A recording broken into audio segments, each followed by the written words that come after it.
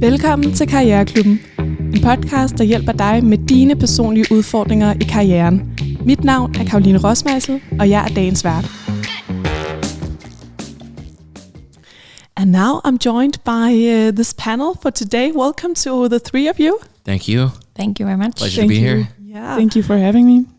I'm really looking forward to this conversation. But first, before we go to the three dilemmas that we're going to solve, let's hear a bit about you so the listeners know who you are. Maybe we can start with you, Sofie.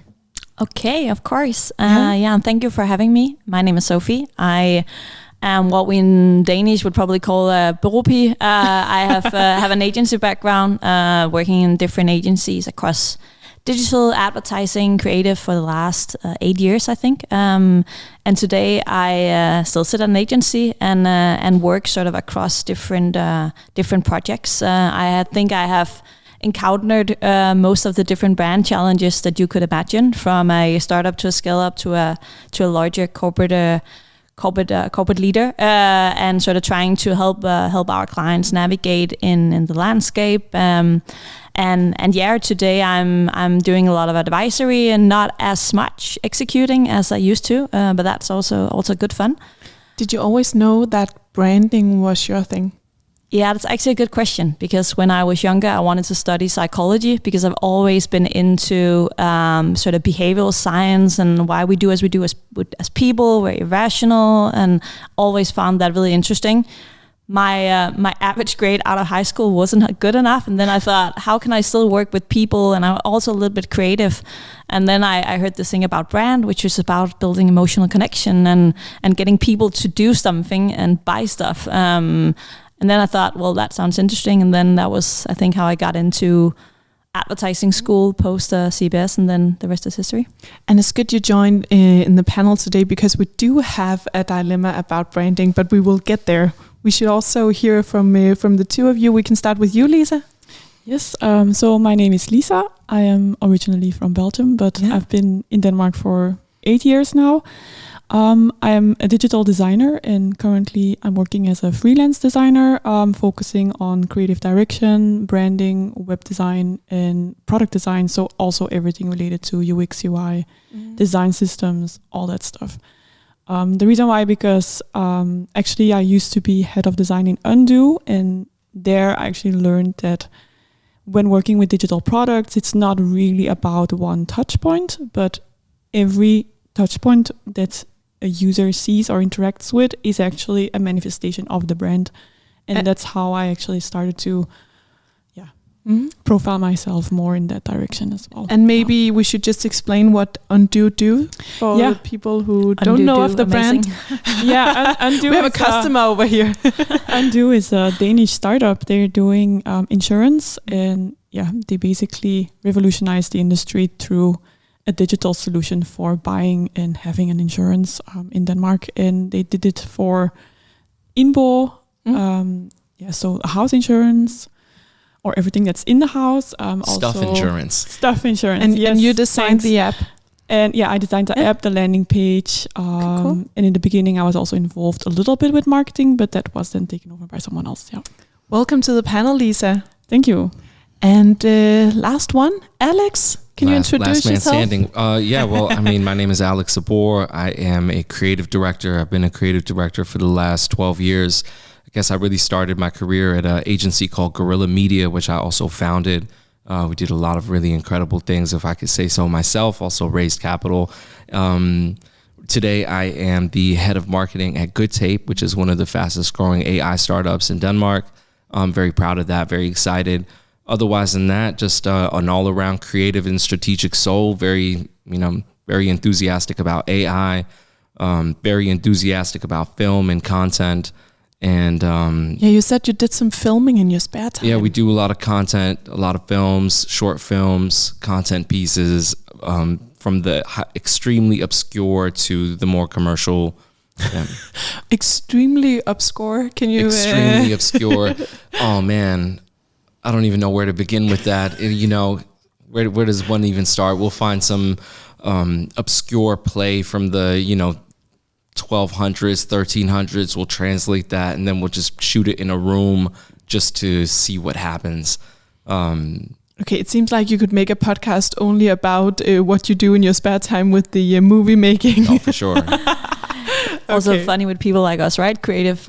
I've never met a creative soul, strategic soul who doesn't do something in their free time. To us, it's never just a job, right? It's sort of in our core to do this. That's interesting. Yeah, and I think it actually, I mean, that's something I can recognize myself, but also from the panelists that we have in our panels, it gets more popular to have these projects on the side and explore yourself in different ways professionally. Really nice to have all of you. Thank you. We are going to solve 3, or at least give some advice to 3 dilemmas today. And I think we should just get started with the first one. Are you ready? Yes. Ready. Bring it on. Amazing. Hi, Career Club. I am 30 years old and currently working a stable job as a software developer in a well-established company. But lately, I've been having the idea of switching to freelancing. The thought of having more control over my schedule, maybe also choosing projects that only excites me, and potentially also earning more, is very appealing.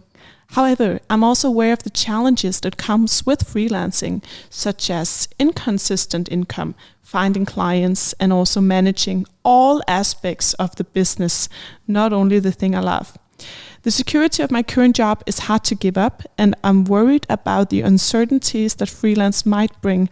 However, I'm still very excited about building my own thing. What should I do? Do you have any advice on how to make this decision, and what should I consider? Best regards from Jonas. Ooh, Jonas. Jonas is choosing the wrong time if you were to ask me to even make this type of consideration. Really? Also as a software developer. You know what the thing is that, you know, obviously we work in different fields. Software development is very different from design, very different from creative and strategy. Ultimately, it's a down market right now. There's no way around this. And I would never give up that stability as of right now in order to jump into something, especially considering that he said that maybe he wasn't very... he doesn't have a good business acumen. He mentioned that he might not know how to run a business. So I would say while the market gets better, he should upskill himself, definitely go out there and learn how to run a business, make a business model around what he's trying to do, maybe find some clients, find a client. How did you, when you did the jump, did you have a client that you worked with? Yeah, Lisa, you should all... No. Lisa? No, no, not at all. I went in head first, like in the beginning of the recession. It was great Jonas, timing. don't listen to Lisa. So I'm the complete opposite. I'm like, go for it. But there is a big but. Know what you're getting into. Make sure you have a network. I think that is the key. And make sure that you also actively, are active in that network. Like not just posting something on LinkedIn once in a while, but also like seek that up and seek where you want to be working with, who you want to be working with. Reach out. I've never have experienced anybody saying no when I ask them for help. Seek mentorship, that sort of stuff. And then you can make it work. But it's not going to be easy, and you're going to be completely out of your comfort zone if you're comfortable in your so why do position. You still think he should go for it? Because the personal development I've been going through the last year, it is insane. Like no stable job could have offered me that. And I think in the end, we don't live to work, we work to live. And that personal development has also waterfalled through my personal life. And that's just invaluable. And yes, I don't have a stable income, but I get a lot for it in return. Okay, that's interesting. So already now we have 2 opposite opinions on what Jonas should do.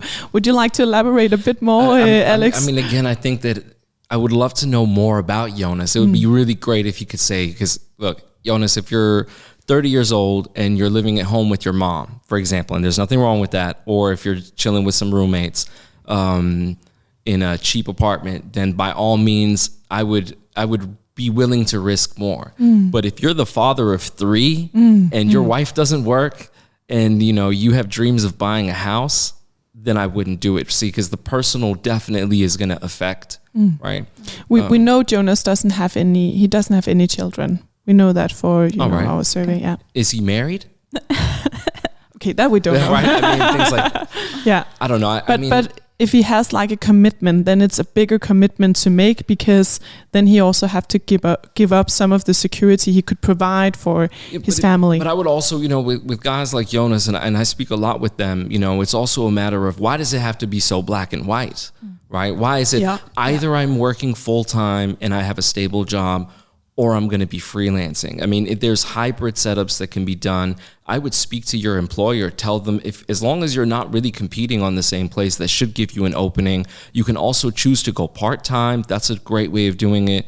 You can choose to, via your employer. I've seen this done quite a few times. And Sofie, I'm sure you've also seen that setup, where somebody who's working full-time just chooses to say, listen, rather than me being a full-time employee, would you be my first customer? And then do that conversion. Have you experienced anything like that? Yeah, for sure. So I actually wrote down combo was one of the words that I wrote, that there's not, as you say, Alex, not necessarily black and white. And I think specifically within software developer, I know from where we sit that the good developers are they're attractive and they're expensive to have in-house, especially in smaller companies or in agencies. So very often we hire externally, or we bring in freelancers for specific projects. So I think specifically for his area of competency, I see there is a potential to do it, but I completely agree. Like, figure out first, try to see if you can keep your stable job for now, and then test out the opportunities out there before making the jump. Figure out if you want to go freelance, what type of projects do you want to do. I'm sure that there are some projects that are more fun to code than others, and I think going freelance, as you say, Lisa, you have to give it 120%, especially in the beginning. It's hard work, so you have to make sure that you know which products you wanna go for, and you can find the energy in that. And then when you sort of started to create that plan and figure out what's possible, try to see out the options. Is it part-time? Is there an opening in terms of your boss to actually be able to do some projects on the side? So I would suggest that. I agree. I think if that's where your passion is, I would never hold a person back, but I think do a little bit of planning, figure out what you want, what's the potential out there before you just make the jump. Because kids or no kids, it's uncertain waters, as you say. Yeah, and I think it's also a good thing maybe to ask yourself why you want to do this, because if the reason is just flexibility, for example, a flexible work schedule or hybrid or remote work, there are actually full-time jobs offering that. So there are, I totally agree. It's not like black and white. And it's also same for me. Like, I also don't know if I'll be freelancing my whole life. Like, you can always go back in a job.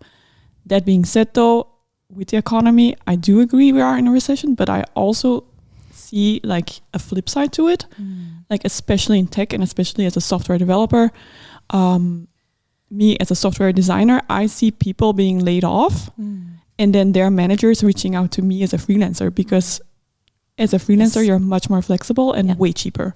Did you also start during the recession, Lisa? You said that in the beginning. Yeah, I started last year. Yeah. Okay. Lisa, Jonas mentioned specifically, he said potentially earning more. Yes. Yeah. As his reason. He didn't say personal development. He didn't say freedom. True. He didn't say flexibility. He says freedom also, yeah. Okay, so it's flexibility freedom. And freedom. Okay, well, I can tell you right away that, and again, this is from my experience. Lisa, please come with yours. I've never experienced more freedom. You still have clients, right? And your clients are going to push you. And you don't have other people. You don't have a team in the same way. So in many ways, I think that the freedom, the thought or the idea of freedom becomes a fallacy. Sure, you don't have to call and tell someone that you're going to be coming late, but you still have accountability.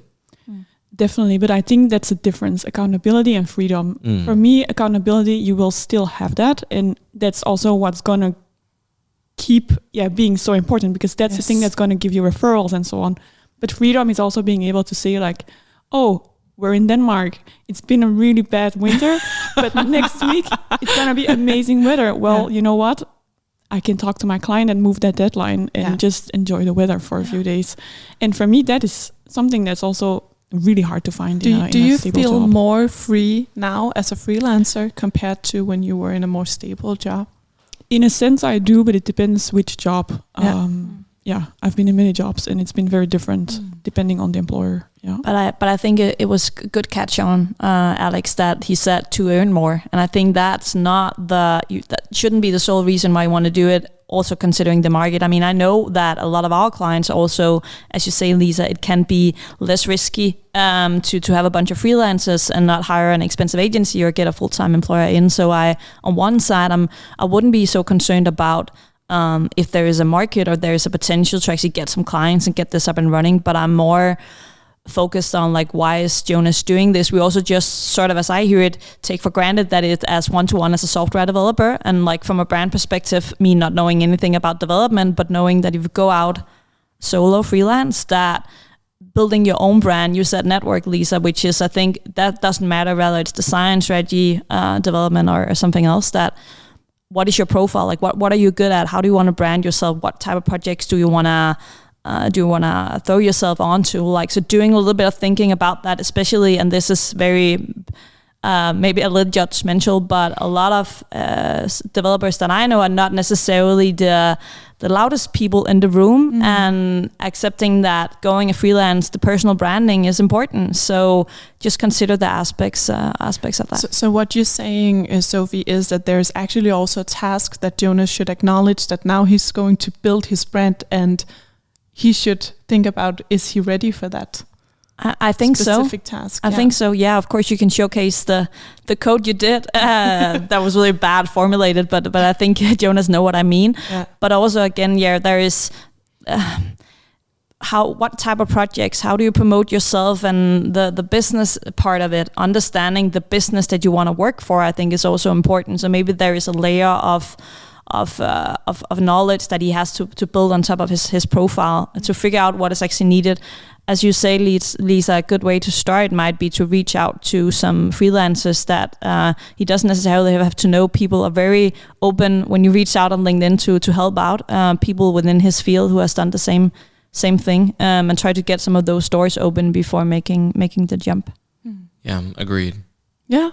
Well, I think we have some good advices for Jonas. Well, first of all, Jonas, there is some agreement, but also some different perspectives in the panel. Well, first of all, Alex started out saying, just don't do it now, Jonas. It's a bad time. There's recession. This will not be easy. And Lisa jumped in saying, go for it, because there's so much to learn from. And Lisa did it herself last year and gained so much personal development out of it. She wouldn't switch that for anything else in her career. But there are some things you have to be aware of, Jonas. Well, be aware of what you want. Why are you doing this? You say you want to have more freedom, and sometimes it can feel like that, but know that you will also still have some obligations, maybe even more now that you are dependent on your client and good referrals. Also find out if it's earning more money. Find out if that's what you really can do in this position, or if it's better to maybe stay in your position for now.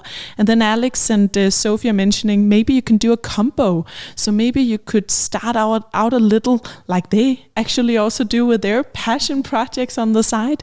Maybe just explore it a bit, and perhaps also talk to your employer to see if there's a way you can either have more part-time, so you have the time to build your freelance business on the side, or maybe you can just get some support just by having this extra passion besides your regular job.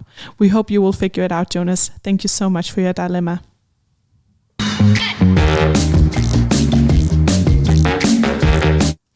Well, that was the first dilemma. That was nice. Are you ready for the next one? Yes. Totally. Yeah? Okay, it goes like this. Hi Career Club, I'm 27 years old and I have recently decided to start my own business selling sportswear. I've always dreamt of creating a startup and have finally taken the plunge. However, I'm facing significant challenges with branding and establishing a strong market presence. It's really overwhelming for me to figure out how can I effectively communicate my brand's value and stand out in a really crowded market. I've already tried various marketing strategies, but nothing seems to make a significant impact. I'm really struggling with creating this cohesive brand identity that resonates with my target audience and can drive engagement.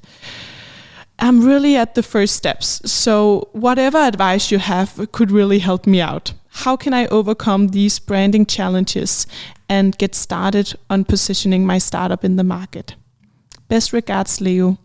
Okay, really first steps. What? Oh. Yeah, I think that might be in your field, Sofie. How many hours do we have? My first question would be, what does it say anything about what Leo does as a profession before? Like, what is his background in terms of facing the marketing comps challenges? He's 27, so I think not much. Not much, okay. Yeah. Yeah. I mean, just based on his age, Yeah, it was more like if his background is within engineering, he probably makes sense that he struggles. That was just, but I think first of all, fashion is a tough market to get a hold of. There's a lot of brands out there, and I think what is specifically interesting about, just to start there, because I feel like I wanna put that in there, is that we experience within fashion and lifestyle how you build brands are maybe a little bit different than what they were 10 years ago, 20 years ago. That it's way more fluid, it's way more affected by cultural trends and developments and what's happening in society. We see fashion brand today establishing running clubs and cafes, and a lot of it's connected to media and pop culture, so it's way more fluid. And the brands that we see making it here in Denmark, but also around the world, it's hard to put your hand on what actually happens. It's in brand we have a term called fame, and that's about catching on and getting people to talk to each other about your brand, and how to get there is difficult because it's so fluid and it's driven by other people. So I just wanted to put that in there, that specifically within lifestyle, the brands that we see making it is way more connected to culture, and I think that's maybe a great insight to bring into how you want to build your brand and how you want to communicate it. So I have so much more to say, but I think I'll just leave it at that to begin with. But fame, can you explain that term again? What does that mean? So fame, and we know famous people, we know something becomes famous. Fame is basically built up of two things: that you have to have something that people want to talk about, but that's not enough. You have to get people to talk to other people about it, because that's where we see the rings in the water, and you start to actually have that organic growth and organic tension and organic awareness, which is critical for a brand to grow. So that is sort of the context of fame when we talk about brand. One of the key pillars when we look at strong brands, they manage to actually build and grow fame over time. You say fashion is a difficult industry. Is it possible to build a sportswear brand just, from nothing? I don't want to say no, but I think it's going to be difficult also within sports. It is there is a lot of brands, both more traditional fashion brand who has gone into athletic wear. We have this term called athleisure, I think, which is sort of a combination of traditional fashion with sports. So it is something that's moving. I think it's not impossible. I won't go into the details about distribution and design. That's not my field of expertise. But I think it's to be successful, you need to do something different. Like, what makes you stand? Yeah, do we know at all what his brand is? Yeah. Can we go on Instagram and check it out? I think he wants to be anonymous. Okay, he wants to be anonymous. Yeah. Fair enough. Guys like Leo didn't really think this through.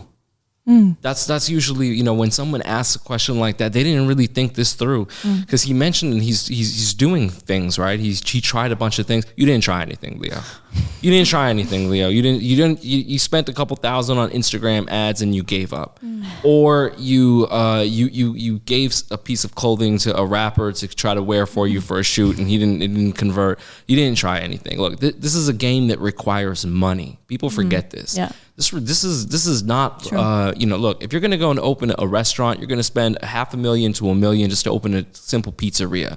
A kiosk will cost you the same thing. Every business requires to have a budget to actually go out there and do things, and you're into sportswear. And there's a lot of sportswear brands. Are you creating something beautiful? Are you actually creating beautiful fashion items, or are you just drop shipping stuff from China? And if you are, then who cares about your brand? You're not going to just post a logo and be like, oh, I'm going to try to somehow get in touch with a audience and try to build this, incredible business off of drop shipping stuff from China. And then now you're going to compete with Temu on prices for, getting Google clicks. And I mean, that's a completely different story. Guy like Leo, I would always go back and say, you have a sportswear brand. Okay, let's become a little more niche. Sportswear can be everything from CrossFit to golfing to basketball to football. So let's dive deep into a single niche, into a single sport, and try your best to make noise there. And you're going to only do that by being authentic. But you're not going to be able to get anywhere by creating this super broad brand with no real marketing budget, no real branding budget, and then just doing the same things that everybody else is doing. But we see some have made it. For instance, Planet Nusa in Denmark have made it, right? So we see some examples as well. Planet Nusa still had money, right? They still had something and they still stood for something, right? And the first year or years was also a struggle for Planet Nusa, and they're probably one out of. I have heard a lot of these starting a fashion brand of some case, and I think it's also.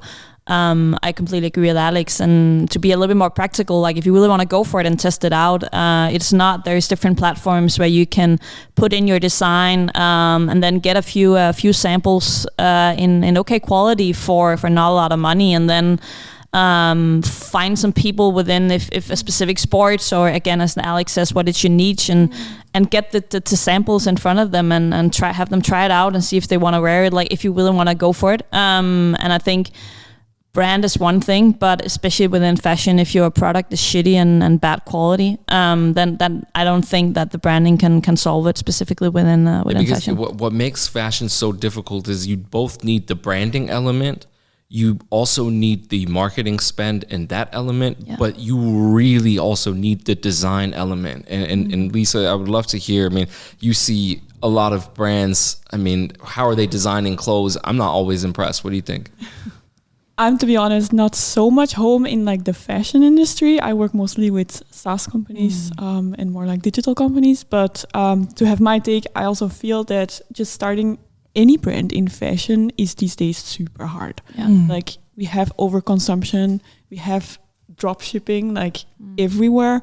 So if you really want to stand out, I totally agree with you, Alex, that you have to like build on authenticity. And I think don't expect to become rich in like a year with a new fashion brand. It's going to be hard work, and it's going to take a lot of effort to find that authenticity and find like what is actually the niche that he's in, to then maybe build something, but it's going to require time and a lot of money. So the first step is to sit down and really narrow down what should this brand look like? How can he distinguish himself from the rest of the industry? I would definitely just not call it a sportswear brand. It has to be more niche than that. It has to be much more niche than that. That's what I would start with. What I've been seeing though, is like things going the other way around. The beauty of technology. Yeah, I'll just repeat that. Let's go. What I've been seeing though is brands doing it the other way around. So first they actually build a community around something else. For example, they start a paddle club or a golf club or whatever. And then from that, they build merch that then becomes like a fashion brand. Okay. I think that's another way of going about it. But that also taps into what you've been saying, Alex. So Sofie mentioned that, for example, brands having a running club or a restaurant, and that becomes the basis of selling their gear. Exactly, and then I think that is also almost the running clubs. Like we're making fun in the office that yet another running club, and now our office has a running club because everyone does it, and that's within a year that anyone has a running club, right? So it goes really fast. So I think figuring out the niche element. Who are we serving? Is there niches within niches? So it's maybe even more specific than a certain area of sports. And then I would go for like, instead of looking into producing 10 or 12 different products in your first collection or the first one thing you want to put out there for a test, focus on like one. Is it the shirt? Is it the shorts? Is like one very specific thing? You can do it in multiple colors or graphics or whatever, but focus on one thing. And then again, figure out what are there any sort of cultural institutions, I like that word, out there that you could tap into. I had a friend who sort of had these, he did these very cool t-shirts that was a little bit urban, like Nørrebro vibe. And then he just made a deal with a small bar to every Friday to just have a rack with the t-shirts, and then they could buy a glass of wine and a t-shirt. And that didn't cost them anything, and it was good times to just sort of see again, where does your brand fit in? Because right now at these times, it's not really a new thing, but what we wear is an expression of who we are and what we want to put out there also in the sports that we're doing. So that is where I would sort of try to test the waters. Yeah, or else just completely do the opposite. And if you're going to do a sportswear brand and you just, you're struggling to find your niche, then just make it super cheap if that's going to be the case. I mean, then you're going to be competing on a completely different set of criteria. I mean, you can either make the really beautiful designer, really high quality, and then, make it niche, or else just go completely opposite and just see what you can do with just, your drop shipping arrangement. But I mean, I think it's weird when people say they've been trying a lot of things, because they haven't. Yeah. That I do know. Yeah, and what do you mean by that? When have you tried enough then to have, tried it out? It seems like you say he hasn't tried at all. When do you know when you have tried enough? You know when you've become successful. That's when you know. Okay. Yeah. So there is no way where you should say, okay, I should do this. I mean, well, what's the alternative? The alternative is to quit. Yeah. Right. And, you're either in it for the long run and you're going to try different things, but you also have to really, we have clients, and Sofie, I know that you have clients who's, well, we've tried that channel. We tried running meta ads and it didn't work for us. And then you kind of dig deeper into that, and then, okay, they tried for 10,000 kroners. They had a worldwide audience, and we just didn't get anything back from that. Yeah. It's like, it doesn't really work that way. It really doesn't work that way. But I think part of it is what you're tapping into, Alex. So like accepting that, it will require a lot of failure. So you will fail many times. But in order to be successful, you need to be able to really believe it and stand up again and try something else. And a thing I just want to mention is that in brand and creative space, we have a term called when anyone sick, you sack, or it's the other way around. I actually don't remember, but the term is just that again. Do something completely different. Don't look at what else is out there and tap into a current trend. Like, I'm not advising you to start a running club. Like, try to see, can I do something completely different, and then take the concept all the way out there. You want to get people's attention. You want something that catches on.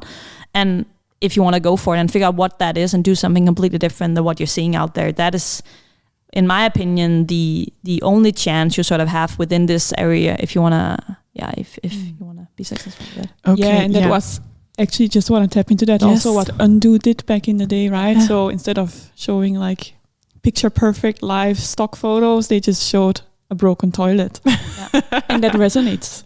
So when we especially when we sit with startup brands that doesn't have a lot, because again, media spend, having it costs money to start something, no matter what it is, where brand and having a unique and distinct brand and know how to work with that can sometimes get you that attention with a lower media spend. And I think Undo is just interesting because we often use Undo as a case when we speak to specifically startup and scale-ups, because they did something radically different than what you were in your interpretation of the insurance industry, was that it's dusty and old and traditional and not necessarily what's good for, not on top of things with what the customers demand.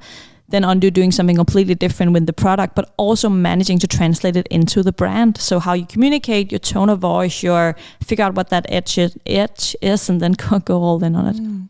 Okay, there is good advices for Leo. I also want him not to lose his hope in creating this brand, but there will be challenges, Leo. First of all, your task is to define what should your niche be, because it's a crowded market, like you say, and even though it is possible, this will take some work. And like Alex say, when you say you have tried, you haven't tried everything. So keep pushing and keep being specific on what is it exactly you want to accomplish with your brand. And specifically, fashion is difficult because you need to do something else. There's so many big players out there, and it's difficult to stand out. One suggestion, or something we have seen work for other fashion brands or niche fashion brands, is maybe having some social community around it. So, for instance, Sofie suggests, could there be something like a running club? Not a running club, because you have to do something else now. Please, not a running club. Not a running club. There's too many running clubs. But find something that can create this community around your brand. That will be a first really good start. We wish you the best of luck with this journey. No matter what, I'm sure it will be self-developing, as Lisa has seen in her freelance business. Thank you so much. Okay, time flies, and we are at the last dilemma. Are you ready? Yes. Yes. Hi, Career Club. I am 33 years old, and I have a bit of a special dilemma. Recently, I started dating a colleague who is also in the same department. We have worked together for 3 years before we started dating. We are now keeping it a secret because we're a bit worried about how it could affect our work and in general the atmosphere in the office. It's really complicated. We are nervous about being discovered and constantly think about how we behave. How does one handle such a situation without everything going haywire? Best regards, Denise. Spicy one. It's a spicy one. Love in the office. It still exists. I see it as a more rare thing, but it still exists apparently. Can I ask a clarifying question first? Are they at this? You said they were in the same department. Are they at the same level in the organization? Yes. Yeah, or is he her boss? No, not boss. Around. That's not a boss. No, don't want to say anything. They have worked together for 3 years. No, I think they're on the same level. Okay, good. How big is this company? Is this a very small company or a very large company? Because is that department 500 people versus 3 people? I think it's like a regular company, like, maybe a couple of, so not like a startup. Okay. Otherwise, they wouldn't write department. Okay. So I think it's about being in that department, yeah. My first boss, his wife was also in the same office. And, you see it. It happens. And I think they were just very, very transparent about it. And they really split their work and home life discussions. So they would never discuss like life things at work and the other way around. But I think the fact that they were very transparent about it was that it didn't cause like awkward situations. Of course, for me, it was different because I came in as an outsider. They were already together. The news was already out. But I think one thing you can learn from that is that I think transparency is always better than secrecy. But it's weird that they decided to keep it secret. Yeah. Right. And I mean, because what was the person's name? I'm sorry. Denise. Yes. Denise. Denise is 33 and they have this big need to keep it a secret and they're very scared that this is going to come out. So that tells me that in their company, it would be very frowned upon. Yeah. Maybe even in their, because you have like personalhandbok, like these personal handbooks at companies that dictate these rules. So maybe it's even written that you're not allowed to date someone. Do they have an HR department? Can you give rules around that? I've seen that. Yeah. Okay, that's interesting. That you're not allowed to have a relationship in the office, or at least it can't be secret. Okay, interesting. As an interesting point. I think first of all, maybe to be honest, you're 33. It's work where you meet people. That's normal. So we see that. But I noticed the same thing, like keeping it very secret. And I would, as long as they're not. That was why I asked about the levels. I think that can make it complicated and also be where colleagues around you would you don't want those questions about like, okay, so, and why were you promoted? And that sort of causes some, I would assume some talks behind your back that you don't want. But I also like why they want to keep it so secret, because I understand the conversations and so on. But if you're frank and open about it and are aware of how you are around each other at the office. Being professional, you're at work, you're colleagues, you're at home, you're a couple. So being able to be professional around it, and then just be considerate about it with other people as well. I think then I have a hard time seeing the problem. That was also why I'm curious about the. How would you react, Sofie, if there was if you found out there was a couple in your department that you didn't know of? Yeah, I've tried this before, not in my previous work, but you or my current work, or you as the boss of others. No, not me as the boss. I have experienced it with others, and there maybe also have been something myself. I won't say more to that. Not in my current employment, but I think it's of course a little bit like. When I've experienced, we saw it coming and they were open about it, and then they were, but again, very professional in the workplace. And then I think I hope that you're 33, you are an adult, that I think he is as well, that you are able to see when if it becomes a problem, then you're responsible for taking care of that problem. If that means not being in the same department, or maybe worst case, one of you has to find another job. But I would assume that you both are responsible enough to understand that. To be able to see if it starts to affect the workplace, and then do something about it. But how do you then reveal it? Is it like a Teams meeting, or? But what I would also ask is, I would also say, how long have they been together? Because they've been working together for 3 years. Mm-hmm. And if this is a very new thing and you don't even know if it's going to be a permanent thing, right? Then I would also say, just make sure before you do that, right? Before you reveal it, you don't want to reveal it and then have this weird anticlimactic, and like 2 weeks after that you break up. Yeah, that would also be strange. Or you don't want to be busted. Oh yeah. But does there have to be a reveal? Can't they just that's about being professional. Don't kiss in the meeting room. Like don't show it like that, and then try to keep it. And then if at parties and if people ask, you're like, yeah, we were dating, and like, does there have to be a big? That's the question. That's the question. I mean, they're feeling a bit uncomfortable with this as a secret, so I guess something has to happen. Do they have the same manager? They work in the same department, so yes. You can assume so. Yeah. I would maybe just talk to their manager, but not do like a big thing but out just of it. Say Like, yeah. Hey, look, this has been going on. We are serious about this. We don't want to keep it a secret, but because we have been keeping it a secret, we also show that we can be professional about it, right? Because nobody noticed. Then an announcement will go out. But I agree with you that I think like a big announcement is a bit like we're not in high school anymore. Yeah, exactly. But office politics will also dictate that you've probably told 1 or 2 people in the office, which means more people in the office know.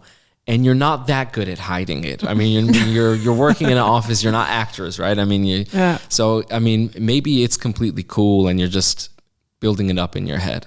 Yeah. So maybe some of the colleagues already know just by their behavior. I think I'm with you, Lisa. Just go and tell your boss. Just, hey, listen, this is the thing, and that's it. Yeah. But what are they afraid of? Is it the awkward mood in the office, or is it the atmosphere? The atmosphere. Well, I mean, it's also like is that their problem then? I mean, it's if they can manage to keep it professional and the atmosphere get weird, then like take the consequence of that. Like that's how other people are gonna react to it. They can't really dictate that, or they can't control that, as long as they are aware themselves how they do it and keep professional. Then I mean, you can't control what other people think. And how did it work for you when you had that couple? You said you have worked in a department where there was a couple. Yeah. Did that work out well, or? I can't go too much into it, but yeah, it did. Like there is always people gonna talk and have opinions. Like that is, I don't know what industry they're in, but definitely some industries are maybe more talkative than others. But there's always gonna be people who has opinion, and it was fine. And then it was a talk around the town at the Friday bar a few weeks, and then people moved on and had new things to talk about, so it wasn't that big a deal. Announcing it at a Friday bar is a good one too. Just wait a little later in the evening, a few glasses of wine, everybody's in, and then you just drop the news. Okay, great. It's also like, what's the alternative? Like if they don't want to keep it a secret, then one of them has to find another job or get transitioned to another department. Yeah. like, how much is it worth then to keep it a secret or just tell your boss? But I agree, very concrete. Tell the manager and say, this is how it is. With the, say, we are aware of being professional and everything. It won't affect the job, all that. That's good to tell your manager. And then hear how he reacts. And maybe he has some sort of inputs on how he would like it to be, like, tell others or keep it a secret for now. Or maybe it's good to have him sort of an ally if they have a good relationship with the manager and on their team. Yeah. Well, Denise, there is some good advices for you. Maybe you should announce it at a Friday bar when everyone is a bit tipsy. No, I mean, joke aside, it is, we get it's a bit complicated because on the one page is like really, it's really nice to get it out and not have this as a secret. We get that you feel that way. A very concrete advice is to go to your boss and maybe just explain it, that you have a relationship and you like each other. Maybe think about if this is a temporary thing or if it's something serious before you go to your manager.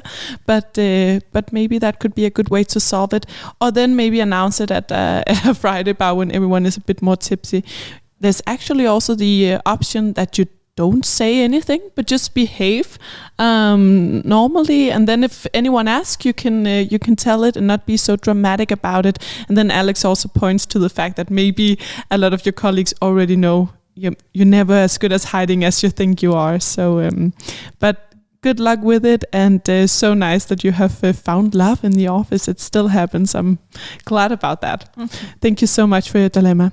And thanks to you for solving these or giving advice to these three people that have written into us with their dilemmas in work life. Good dilemmas, good variations. And thank you for having us. It's a pleasure being here. Amazing. And thank you to you who listened in. Du lyttede til Karriereklubben, en podcast produceret af Andrea Thormand, Caroline Rossmeisl og Nima Tisdal. Du kan altid følge Karriereklubben inde på dine respektive sociale medier. Vi glæder os til at høre fra dig. Tak fordi du lyttede med.